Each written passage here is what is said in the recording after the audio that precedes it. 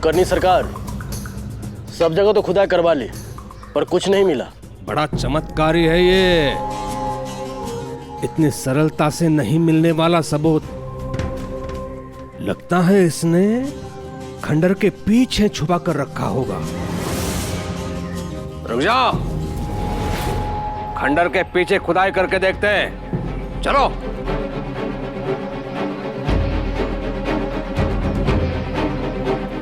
हरिओम।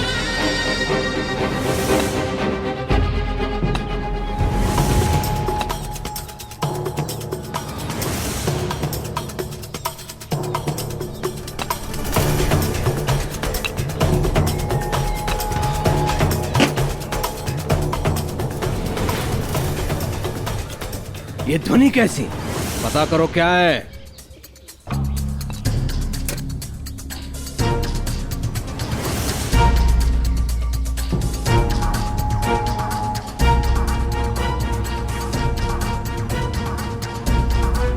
हरिओम हरिओम।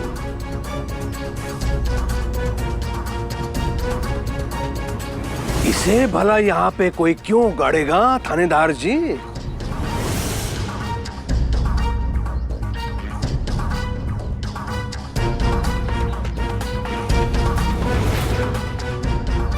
इसमें ऐसा क्या है जो छिपाना चाहता है कोई? सबूत सबूत मांग रहे थे ना थानेदार जी, ये है सबूत। इसमें बंद है अंग्रेज सरकार के विरुद्ध षड्यंत्र का रहस्य।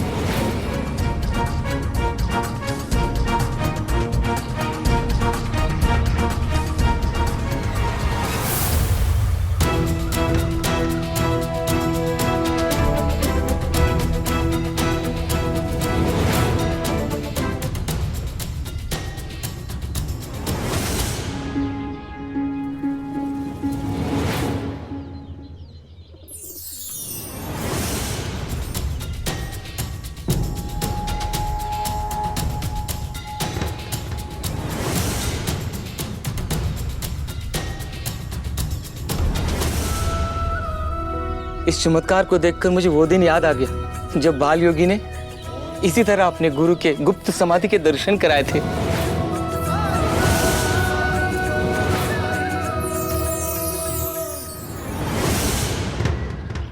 खुदाई में इतना ढूंढा और वक्त बर्बाद किया, खुदाई में ढूंढते तो शायद कुछ मिल भी जाता। शब्दों के हेर फेर से प्रभावित होने वाला नहीं हूं मैं। शब्दों का नहीं, मनके का फेर है। कुलकर्णी सरकार, साईं के खिलाफ कोई सबूत नहीं है, इसलिए इन्हें गिरफ्तार नहीं किया जा सकता है।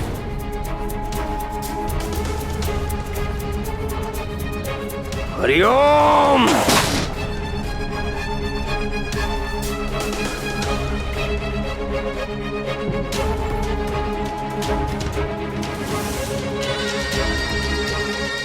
इनको ले चलो। आत्मसमर्पण करने के बाद, हिंसा त्याग देने के बाद भी हमारे साथ ऐसा क्यों हो रहा है साईं?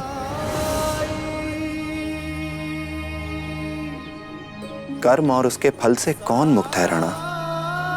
देवताओं को भी अपने किए का फल भुगतना ही पड़ता है। यही प्रायश्चित का मार्ग है।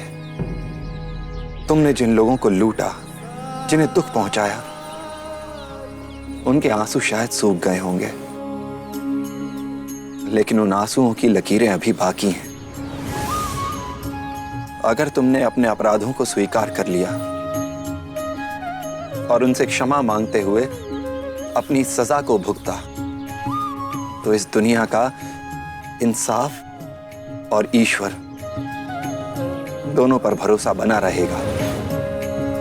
बहुत बड़ी जिम्मेदारी है तुम पर, और धर्म की राह पर चलने के लिए पहला इम्तिहान है तुम्हारा।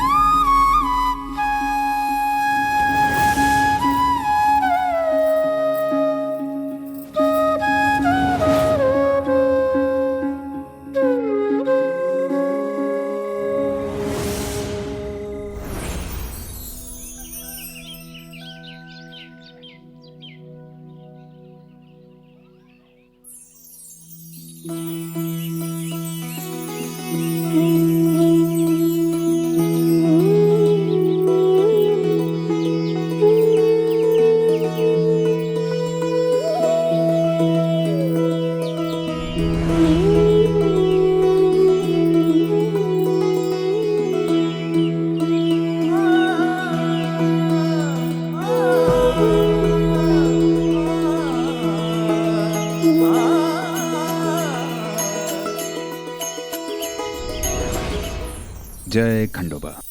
यमुना, हाँ पापा।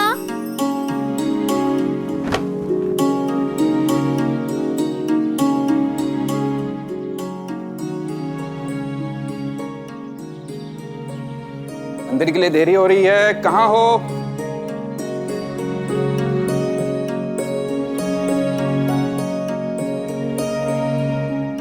बाबा, हाँ? आइए। क्या हुआ? बैठिए। क्या हुआ? अरे बैठिए तो। अरे पर हुआ क्या?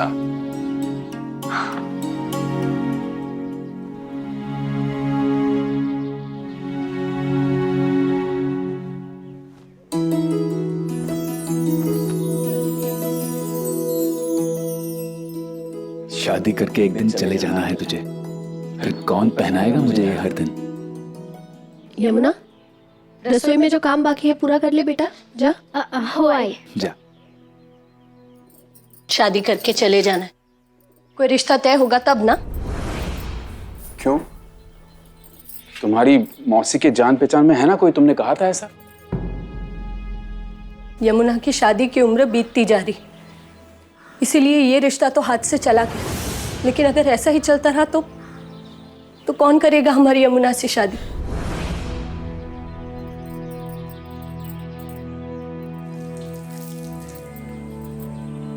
एक बेटे की शादी तो कर नहीं पा रहे हम, बाकी दो का क्या होगा?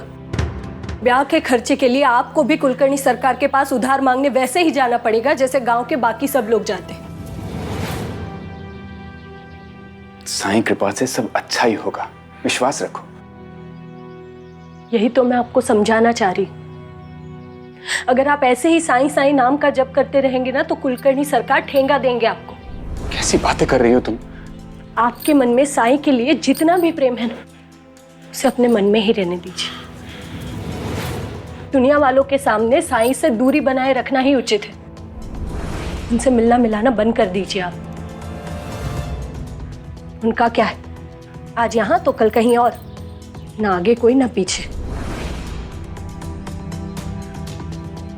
आप तीन बेटियों के पिता हैं, समझदारी से काम लीजिए, वरना जिंदगी भर तीनों बेटियों का बोझ नहीं उठा पाएंगे आप।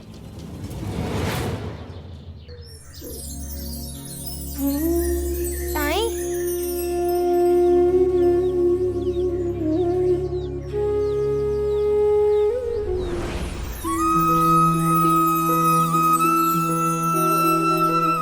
साईं, आजी ने कसम वापस ले ली है।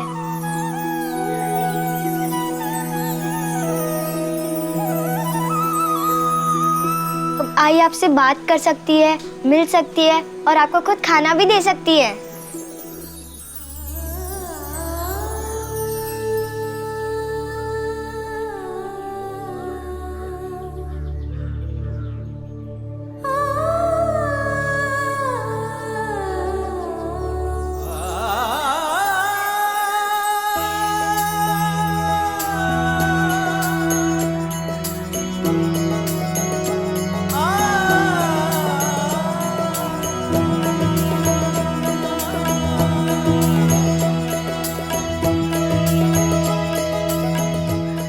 तुम्हारे सामने आकर भी तुमसे मुंह फेरना, बात ना करना,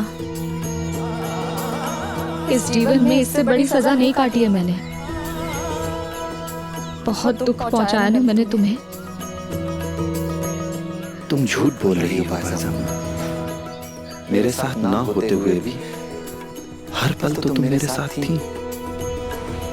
तुमने भले ही मुझसे बात ना की हो, लेकिन तुम्हारा मन तो लगातार मेरे बारे में सोचता रहा। तुमने भले ही मुझे मुड़कर ना देखा, लेकिन दिन रात मेरी ही तो फिक्र करती रही तुम। तो अब तुम ही बताओ पायसामा, तुम मुझसे अलग कहाँ थी? क्या एक भी ऐसा पल याद है तुम्हें? मुझसे बात ना कर पाने पर तुम्हें जो टन हुई, उसका एहसास है मुझे। मुझसे मुंह मोड़ लेने पर तुम्हें जो तकलीफ हुई, उसे मैं महसूस कर सकता हूं। तुम चाह कर भी मुझसे दूर नहीं रह सकती बाज़मा।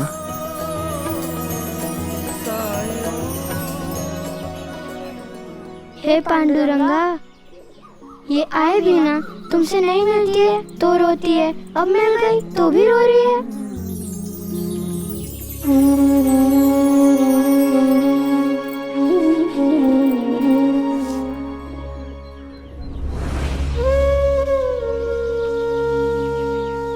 क्या हाल बना दिया है थानेदार ने तुम्हारे घर का।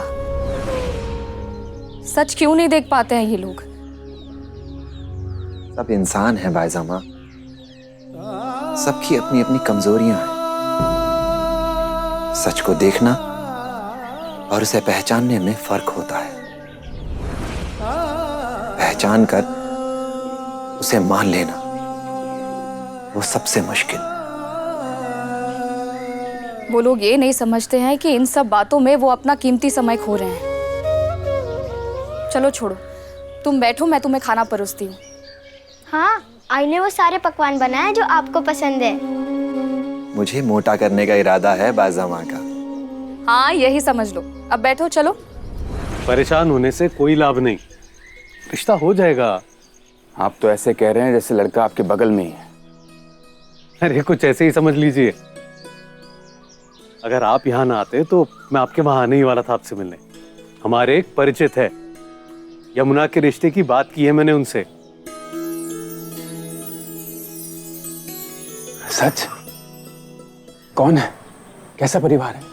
परिवार तो बहुत अच्छा है, और अगर अच्छा ना होता तो मैं उनसे रिश्ते की बात ही क्यों करता।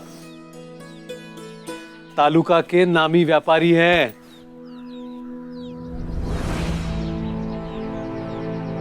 तालुका के नामी व्यापारी हैं? वो लोग दहेज तो... काश दहेज जैसी बुरी प्रथा को खत्म करना मेरे हाथ में होता, पर यह प्रथा तो युगों से चलती आ रही है, रोग की तरह फैलते जा रही है। जब तक समाज नहीं बदलेगा, सोच नहीं बदलेगी, तब तक कुछ नहीं बदलेगा। मैं आज ही बुलावा भेजता हूं उन्हें। खंडोबा ने 3 बेटियां थी। इतना धन भी दे देता कि तीनों का विवाह अच्छे से कर सकता। खंडोबा जी ने आपको 3 कन्याएं दी है, और कन्या तो सबसे बड़ा धन होता है, और कन्यादान सबके नसीब में नहीं होता। इसे खंडोबा जी का आशीर्वाद समझिए। चिंता मत कीजिए, सब ठीक हो जाएगा।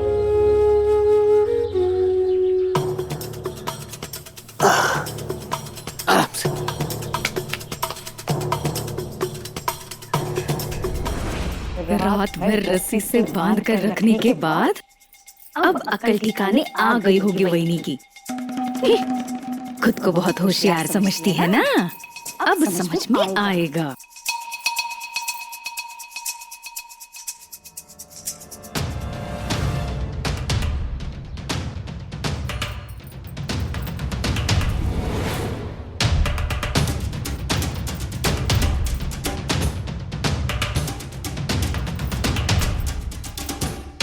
वहीनी,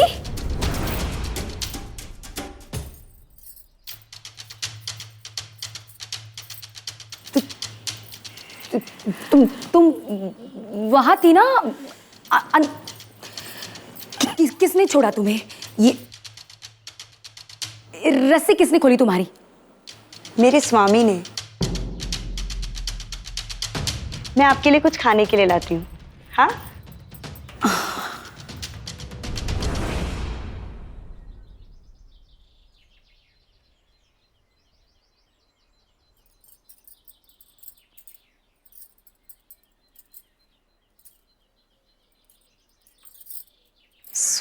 स्वामी ने?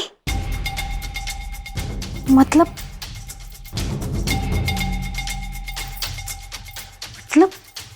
दादा ने? दादा ने इस चुड़ैल को क्यों छोड़ा? दादा कब से चोरों का गुलाम बन गया? अगर ऐसा हुआ है ना, तो बिल्कुल अच्छा नहीं हुआ है। अगर ये दोनों मिल गए ना तो मुझे वापस मेरे उस सड़े हुए ससुराल में जाना पड़ेगा। नहीं नहीं, ऐसा नहीं होगा। मैं ऐसा होने नहीं दूंगी।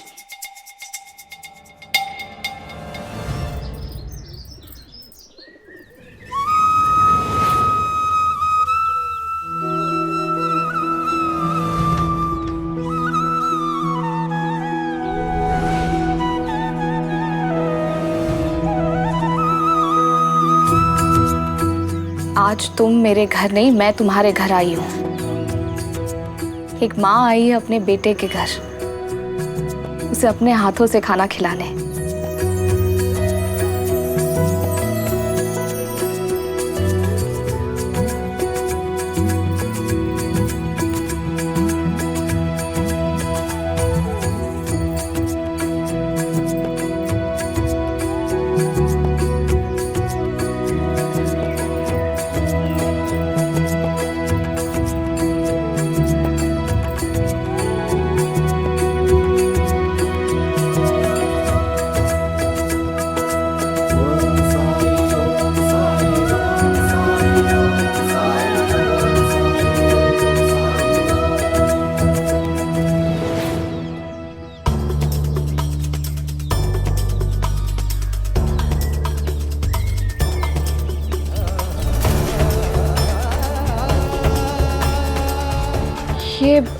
ये क्या हुआ है तुम्हारे हाथ में? कुछ नहीं बाजमा। दिखाओ साईं।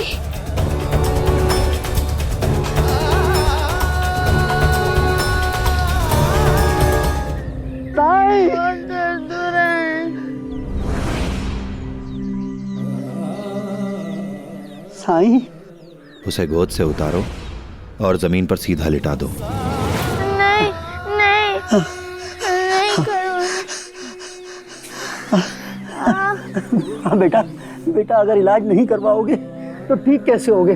कितनी रातों से सोए नहीं हो मेरे बच्चे। हाँ बेटा। बहुत दर्द हो रहा है। अस्सलाम वालेकुम।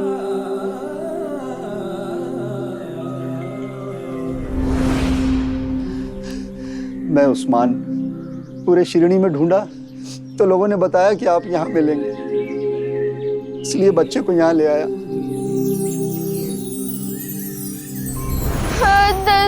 सब्र रखो बेटा, सब ठीक हो जाएगा। कब से हो रहा है तुम्हारे सिर में दर्द? बताओ तो सही, तुम्हारे सिर में कब से दर्द हो रहा है? सिर में नहीं, कान में दर्द हो रहा है। कौन से कान में? ये वाले।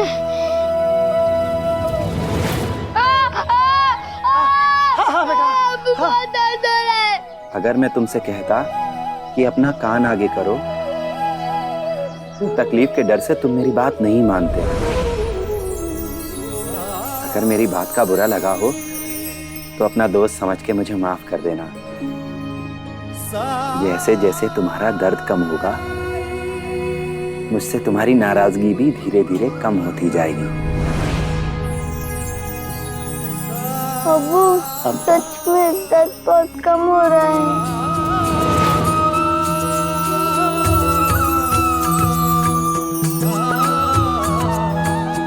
सच ही कहा था सबने, आप इंसान नहीं फरिश्ता है।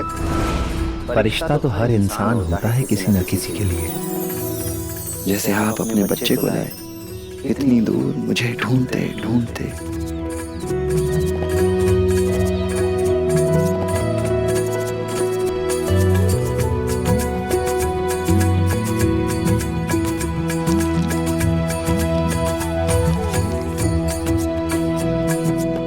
ये लीजिए, इसका लेप बनाकर कान पर सुबह शाम लगाते रहिए, कान पूरी तरह ठीक हो जाएगा। राम जी भला करें। साईं, आपको मैं ज्यादा कुछ तो दे नहीं सकता, ये छोटा सा नजराना है। नहीं उस्मान भाई, जब धरती मुझसे इन जड़ी बूटियों के बदले कुछ नहीं मांगती तो फिर भला मैं कौन होता हूं आपसे कुछ मांगने वाला? अच्छे कर्म करो उस्मान भाई, सबकी मदद करो बिना किसी चीज की उम्मीद रखे, निस्वार्थ भाव से। कर्म योग की ये कड़ी अगर ऐसे ही एक इंसान से दूसरे और दूसरे से तीसरे तक जुड़ती गई तो यह दुनिया और भी बेहतरीन हो जाएगी।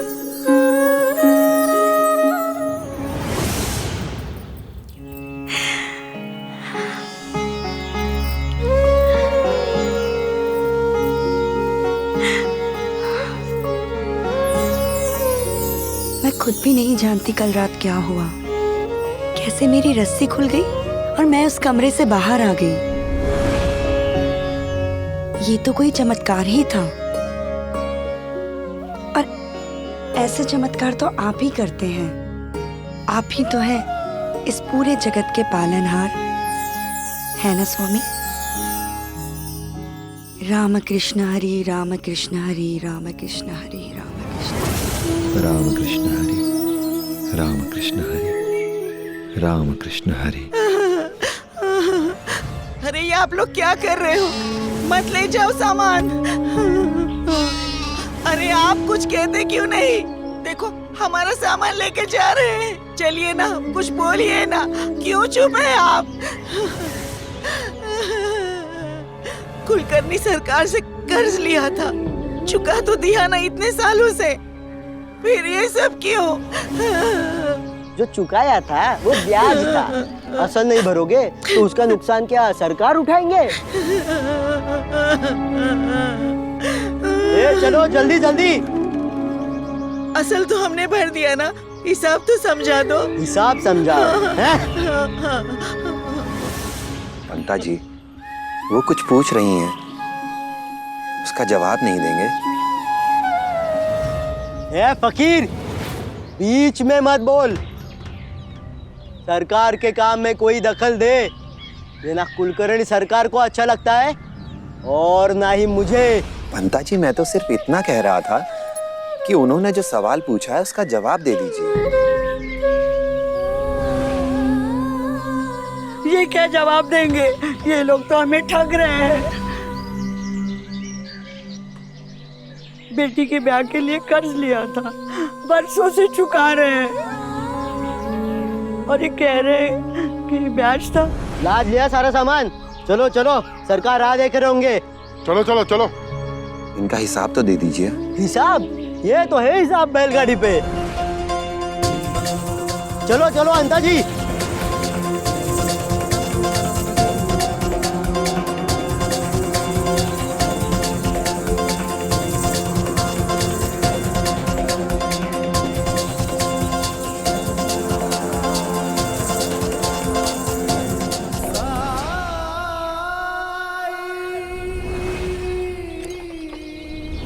क्या हुआ, क्यों रुके हो?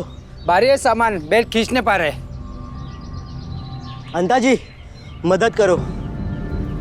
हाँ, आप भी चलिए। चलो।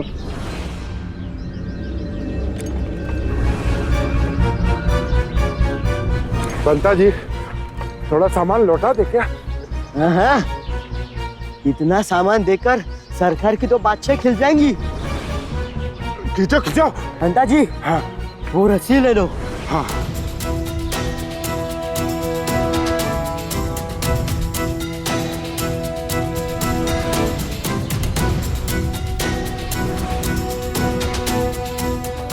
तुम लोग क्या खड़े खड़े तमाशा देख रहे हो? जाओ अपना अपना काम करो, चलो निकलो।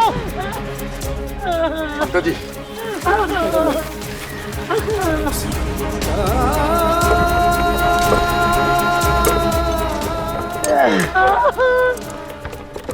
सरकार सरकार।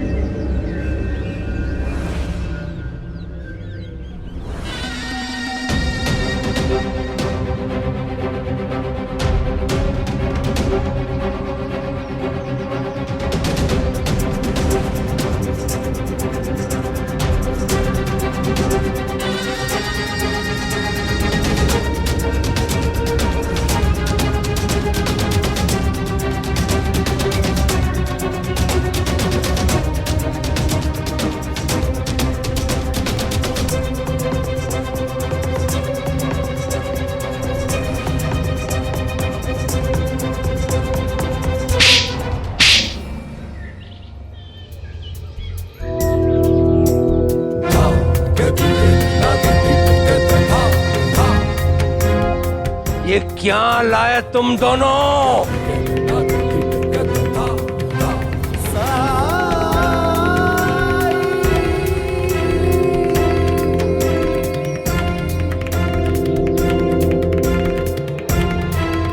ये लाने भेजा था तुम्हें?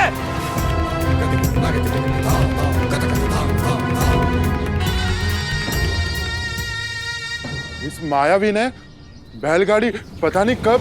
और तुम दोनों सोते रह गए?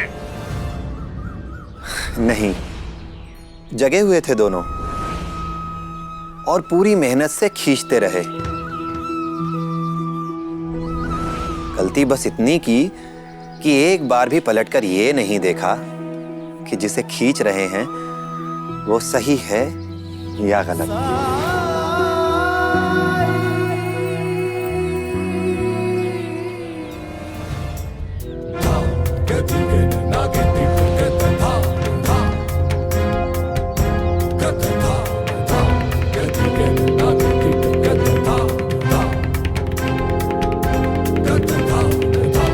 हरिओम।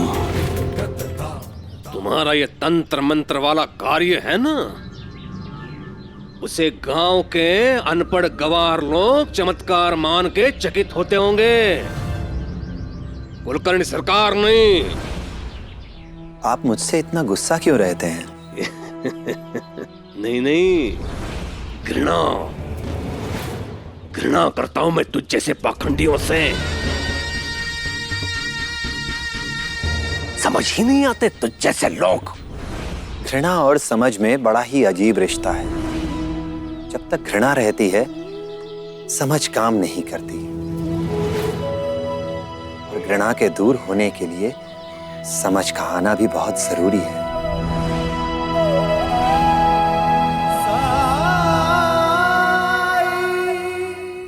क्या चाहते हो? क्यों कर रहे हो ये सब? क्या सिद्ध करना चाहते हो तुम? कुछ भी नहीं। तो बार बार मेरे कार्य में हस्तक्षेप क्यों? समझता क्यों नहीं मैं तुझ जैसा बैरागी नहीं हूं? वैध होने के साथ साथ मैं साहूकार हूं शिरडी का। सुद पर ऋण देता हूं लोगों को। ब्याज और असल वसूल करना मेरा अधिकार है, और ये सब तेरे समझ से परे है। मेरी समझ से परे है, ये बात ठीक है। मुझे हस्तक्षेप नहीं करना चाहिए, ये बात भी ठीक है। लेकिन जिसने ऋण लिया है उसे तो इस प्रश्न को पूछने का अधिकार होना चाहिए कि उसका हिसाब क्या है।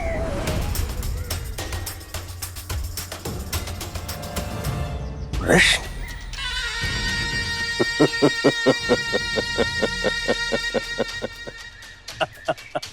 कुलकर्णी सरकार से प्रश्न करेंगे ये लोग,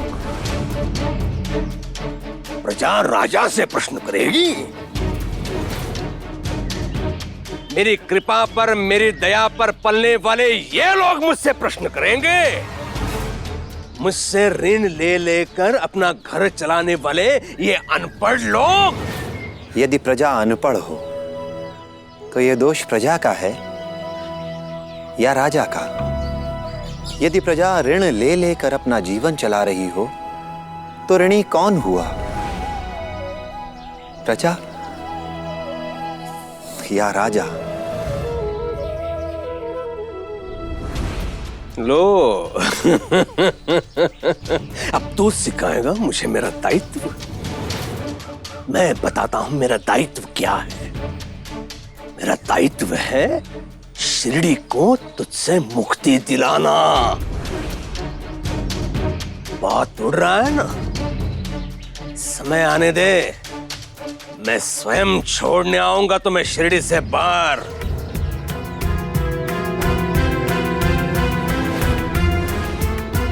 शिरडी मेरे गुरु का स्थान है, मेरी मां का घर है, और मुझे यहां से कोई नहीं निकाल सकता, कोई भी नहीं।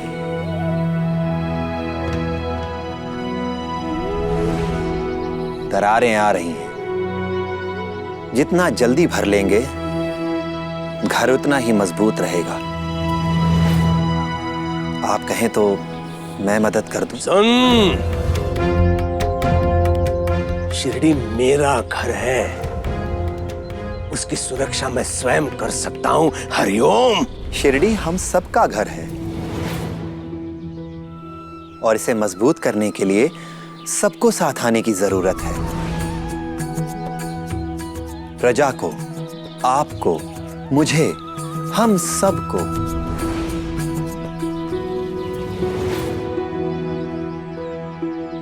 बहुत प्यास लगी है, कोई पानी पिलाएगा?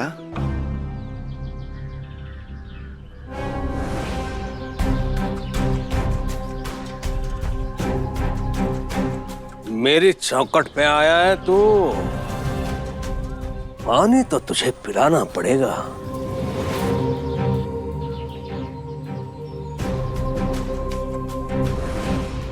कोई जल पिलाओ इसे।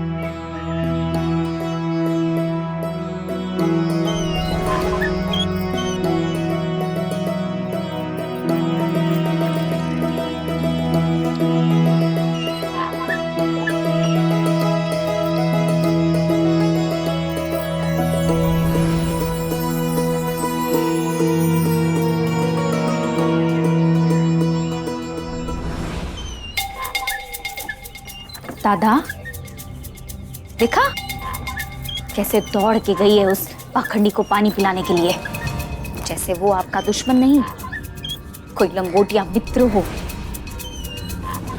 मुझे नहीं लगता रुक्मिणी ने साईं की मदद की होगी, और अगर सोचा भी होगा तो कल रात के बाद कभी नहीं करेगी।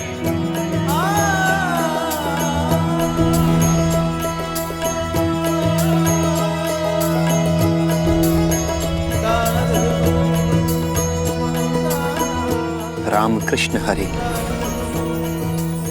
राम कृष्ण हरि।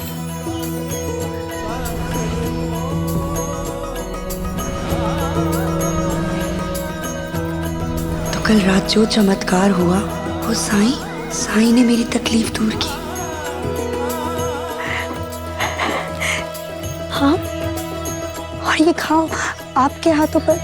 रस्सियां किसी के भी हाथों में हो, घाव मुझे ही मिलते हैं।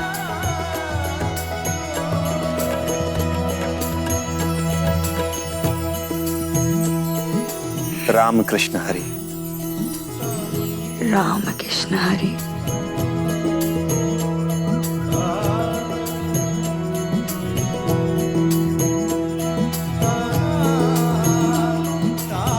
चला गया वो।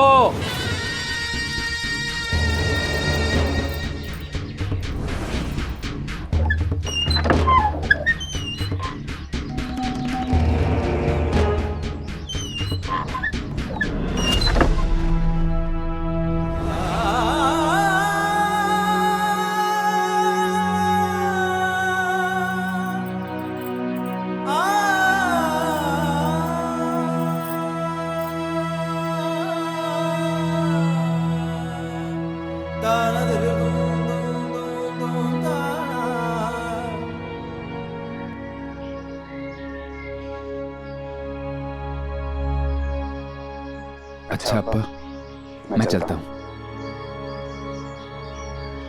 अभी से तैयारियां शुरू करूंगा, तब जाकर पैसों का प्रबंध हो पाएगा। थोड़ा समय लगेगा।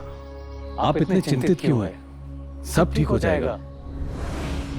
और आपकी बेटी यमुना कितनी सुशील और गुणवान है, देखेगा उसकी शादी किसी अच्छे और बड़े परिवार में ही होगी।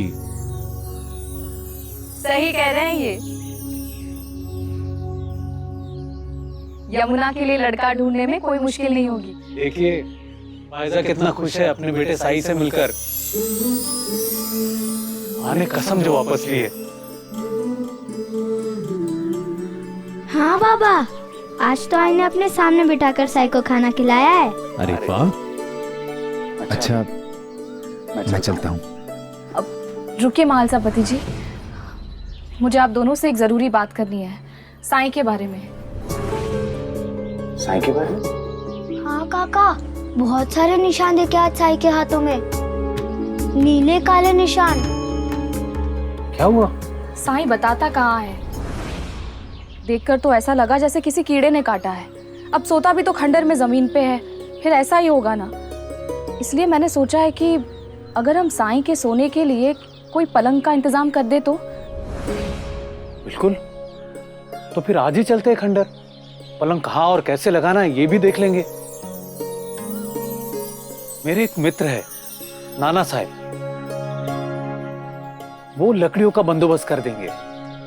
वैसे उनकी भी बड़ी इच्छा है कि वो एक बार साईं से मिले। फिर मैं नाना साहब को संदेशा भी भिजवा दूंगा। क्यों महालसापति जी? आपके मन में साईं के लिए जितना भी प्रेम है उसे अपने मन में ही रहने दीजिए। दुनिया वालों के सामने साईं से दूरी बनाए रखना ही उचित है। क्या हुआ महालसापति जी? अगर आप कहीं व्यस्त है तो मैं हो आता हूं।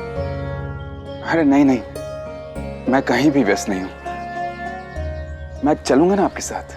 चल तात्या, अब तू भी खा ले, चल।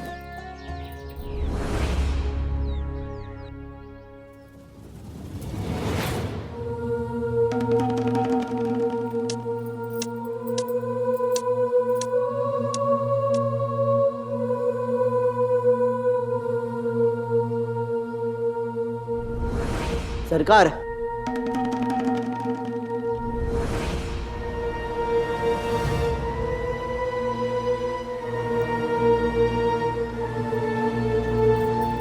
निकालो,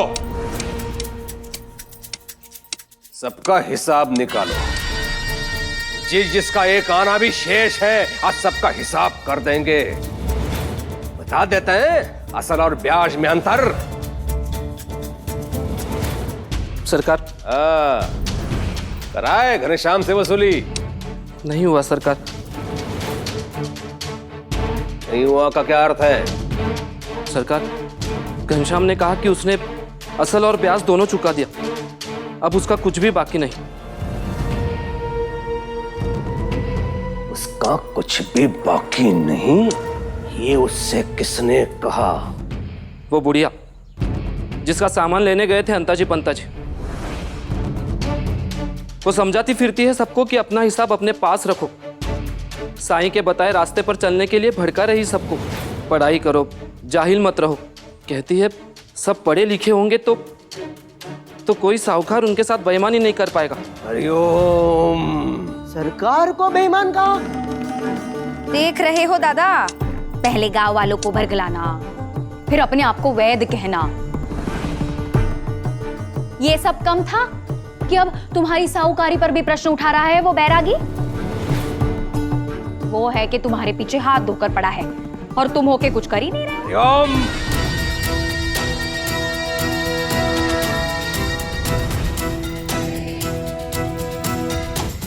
दादा,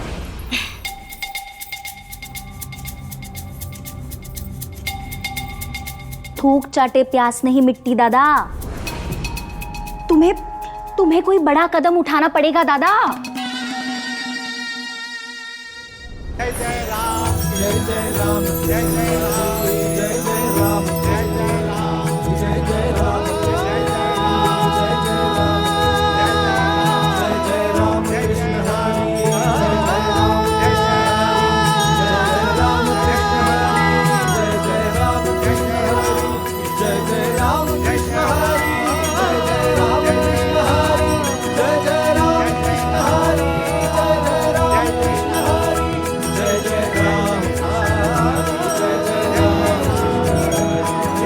राम, जय जय राम, जय जय राम, जय जय राम, जय जय राम, जय जय राम, जय जय राम, ऐसे और भी मज़ेदार वीडियो के लिए हमारे चैनल को लाइक, शेयर और सब्सक्राइब करें।